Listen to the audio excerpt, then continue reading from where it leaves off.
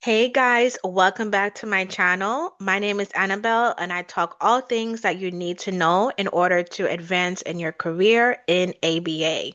And this is a role that I want to shout out Anthony that he gave to me a few months ago. And I'm like, what role is this? I've never heard this. And when I Googled that thing, y'all, I saw many positions open on Indeed for this role. And this was a few months ago. I mean, we're gonna see now as well if any nationwide positions for this role, but I want to tell y'all, I'm gonna break down this role specifically, and I'm gonna show you about um, certifications, all of that that you need to obtain in order for you to work in this role. But the minimum requirement is a bachelor's degree and for you to have at least 1 year of behavioral health experience working with individuals that has intellectual and developmental disabilities. So I'm gonna share my screen with you guys and we're gonna lock in and talk about this role, y'all.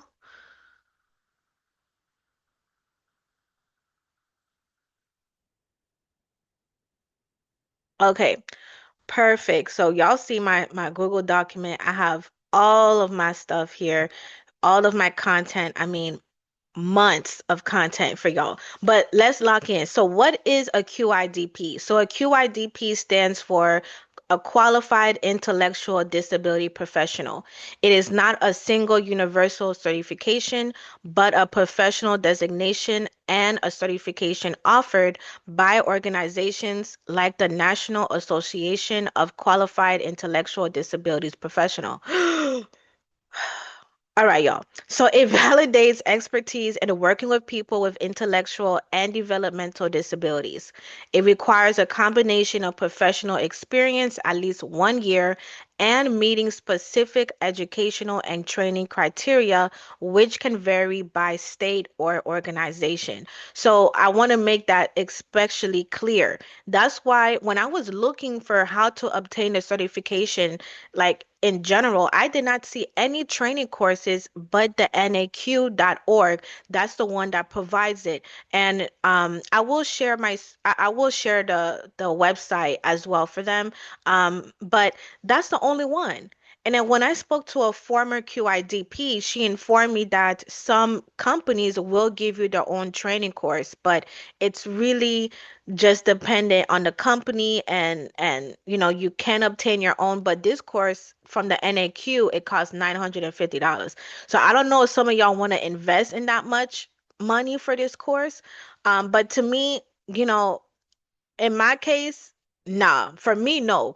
But just because I say for me doesn't mean you should do it too. I always say certifications I don't look at just a title. I look at the skills and the experience I will gain with that certification. And is it worth it? Would it lead me into a higher position later on? Like that's what I look at. Does it match what I want to do with my passion in my life, which is working with individuals with disabilities? So if it does match that, plus it will lead me to a higher position later on in life, I will take it. This is one of the certifications that will.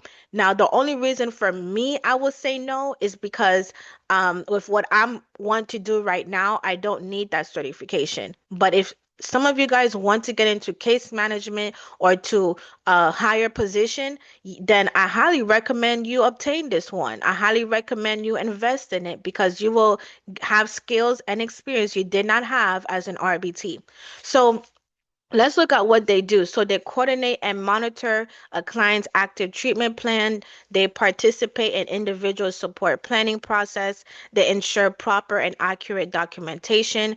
They coordinate clients' needs with other professionals and service coordinators. They help with client recruitment and intake, which is a lot of experience skills already that you can transfer to many different positions. On top of that, they also assist with finding resources for them as well. So this could be housing, employment, really whatever it is. They also assist clients with finding and matching and coordinating resources for them. Um, so where do they work? So I have my links here because I've done some research, put it together, and so forth. So where do they work? So residential facilities. They work in group homes, intermediate care facilities, and other residential settings where they can help coordinate care. Day facilities. They may work in day programs that offer care and treatment, such as educational institution, outpatient care centers, and social services organizations. Fieldwork based roles. Their work can also include visiting clients' homes to supervise staff and assess needs, and office-based positions. While this role involves direct client interaction, a significant portion of their work can also be office-based, coordinating plans and documentations, y'all. I think this is pretty, I mean, shoot. This is really good. And look at the similar roles. Program director, social service coordinator, IDDP specialist, Q community support specialist. So these are the four similar roles I found so far. And then with the program director, there's also program supervisor on top of that. Especially for the bachelor's degree level is mostly called program supervisor. Okay, so with these similar roles, it doesn't require the certification, but again, if you don't have any experience doing the stuff that I just listed for y'all, then yeah, that certification will take you a little more further into working in these specific roles. Especially many of them, they are aware of what a QIDP is, so they know the type of work they do, so they will hire you because you have that certification. I'm telling y'all, certifications matter. Certifications matter. So how much do they earn? So pay is always dependent on location and experience. And oh well, I put since I'm speaking to a BCABA, but really if so a BCABA, you have relevant experience to help negotiate for higher pay because BCABAs, they do assessment plannings, they do parent coaching, they supervise staff, they find resources for the client, for the RBT, for the parents. So they have relevant experience that they can negotiate for higher pay.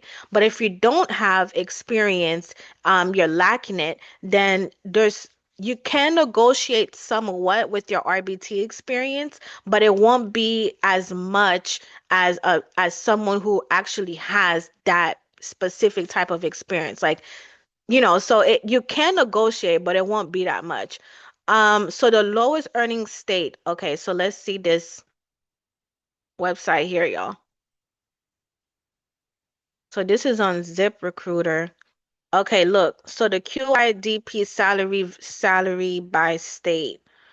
So this is amazing. This is on ZipRecruiter, y'all. So Washington, annual salary 55K, hourly wage 26. And yeah, what I've seen, they earn between the low 20s to high 30s. No, to low 20s to low 30s. Yeah, low 30s. You may not find it, but on Indeed, with the similar roles, the similar QIDP roles, they can earn like in the low $30 an hour range. Florida is the lowest one here. It says $17. And this is again specifically for QIDP. Um, Look at all these other ones, y'all. I mean, ZipRecruiter, ZipRecruiter played no games. So I love this chart here that can show you this, right? So do they earn that much money, the QIDPs specifically? No. But compared to an RBT pay, listen, some of you that are RBTs earning $32 an hour, 38, maybe 28, but your pay is so inconsistent, you just dropping down 3, 4, $5 less, but with consistent pay, you are earning more money annually compared to your RBT pay annually. Yes, you are because it's consistent. It is salary based. Okay, so and some of them is hourly based too, but you will always get paid no matter what. That's what I'm trying to tell y'all. With this certification is similar to the BCABA certification as well, because the type of work that a BCABA does and a QIDP does is very similar. So if you don't focus on, oh, well, my job is not higher or my state there's no BCABA opportunities in my state. Okay, fine. Look at similar roles. look at similar roles. A QIDP is a similar role. A program specialist is a similar role. Program director, case management, all of that are similar roles. So you have to look at that so you can know, okay, your certification did not go to waste. Your skills and experience are still being used in these similar roles. You gotta look, y'all. So now let's keep moving. Okay, so these are a few I saw on Indeed. Now I did this research a while back, so I'm not sure if it's still if the jobs are still there. Okay, the job is still there. So this is the similar role, case management slash care coordinator. You see, I told y'all they earn more. So it's $34 an hour and it's full-time position. Bachelor's degree required. Bachelor's degree, y'all, $34 an hour. Miami, Florida, hybrid work. Okay.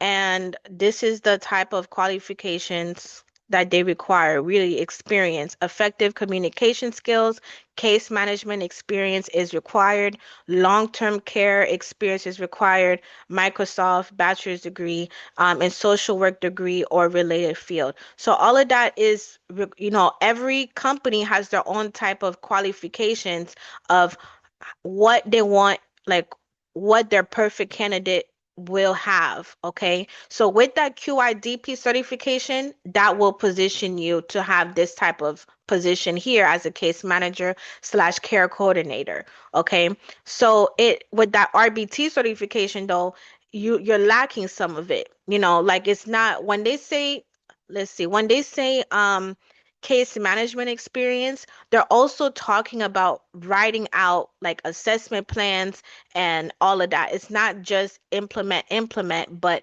it's everything that goes into into the plan or into the case, I should say. So it's very specific skills that they're looking at when they say case management experience. It's not just direct implementation. So I just wanted to be clear on that. Okay, so there's different stuff here. I mean, we can look at another one and see. Okay, community outreach specialist as well. Look at that, y'all. 66 to 77K a year. High school diploma. Huh. High school high school diploma, y'all. So your role, client engagement, community support, focus support, program awareness and education, client enrollment. I mean, it's all there. So this one, the minimum requirement, they said is a high school diploma. Let's see. But you must have at least 1 year of experience working with disabled adults or underserved populations. Underserved populations can also go into what the intellectual slash developmental disabilities, but it's probably a little bit more than just it's not just autism or mental health. It could be even working with the homeless population, or we call it unhoused population. Yeah, it really could be that type of population. So when you work as a QIDP, I don't believe you work with the unhoused population, but you do work with disabled adults. Disabled adults could be physical disabilities, those who have to use a wheelchair and so forth. So, I mean, yeah, y'all. And when I worked in the adult population, as a behavior support specialist, I work with individuals that had bipolar disorder, PTSD, schizophrenia, loss of memory as well. I don't know what their diagnosis was, but I know the symptom was loss of memory due to a car accident, and they had to stay in a facility and in a home with other people. So I work with adults in that type of population.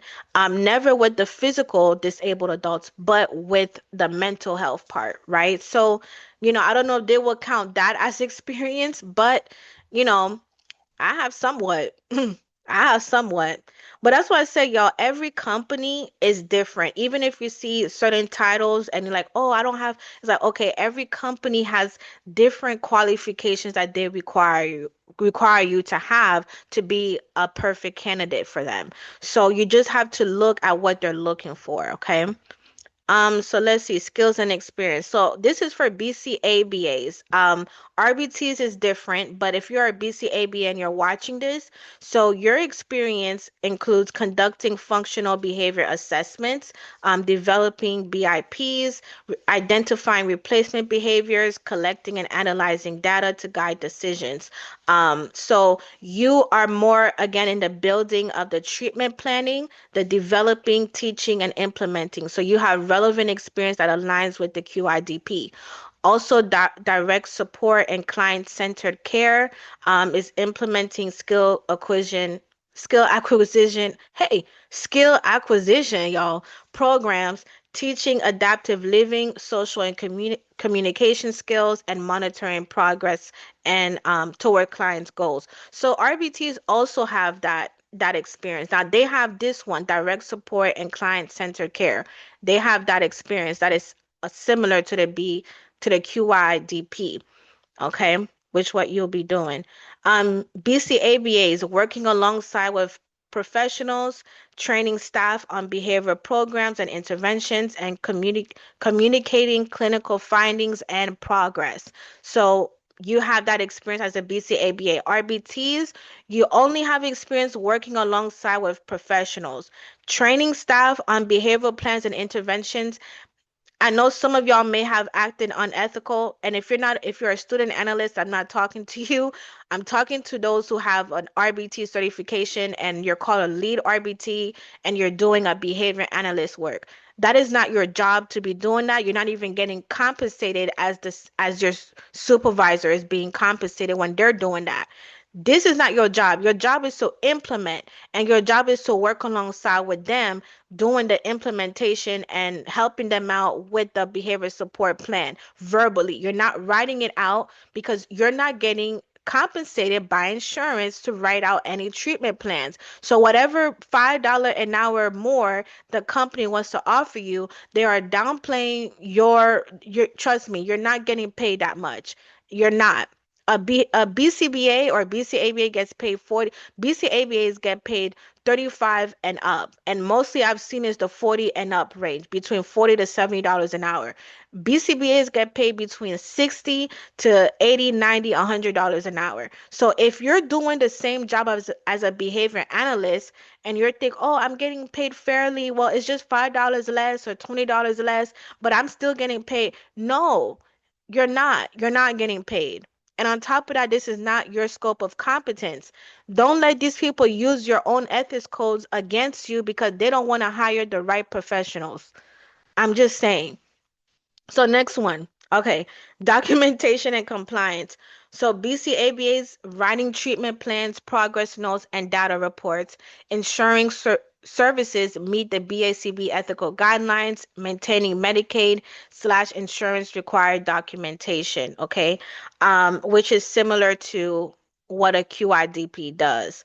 And you have training and staff supervision experience as a BCABA as well, and competency. So both roles require understanding of developmental disabilities, behavioral needs, and person-centered practices. So your experience in understanding autism, ADHD, IDD, and related diagnosis, applying evidence-based behavioral strategies, promoting dignity, autonomy, and person-centered support aligns you to be a perfect candidate for the QIDP role or similar QIDP roles. Okay, it just depends again on if it's a similar QIDP roles, it depends on the population that company is serving. With the QIDP, it's mainly focused on individuals that has intellectual and developmental disabilities. But as we look at the similar roles, community outreach specialist is not really for that population. It could be for another population that we don't have experience in. So you just have to understand, like, okay, again, like I said earlier, look at the population that company is serving. That's really it. If you are a similar BCABA role, maybe you are a social worker or whatever program director that's serving individuals with disabilities, whatever role. I mean, if you're already a program director, a QIDP certification is not really needed for you because it's already a similar role and you're probably earning way more than the QIDP role.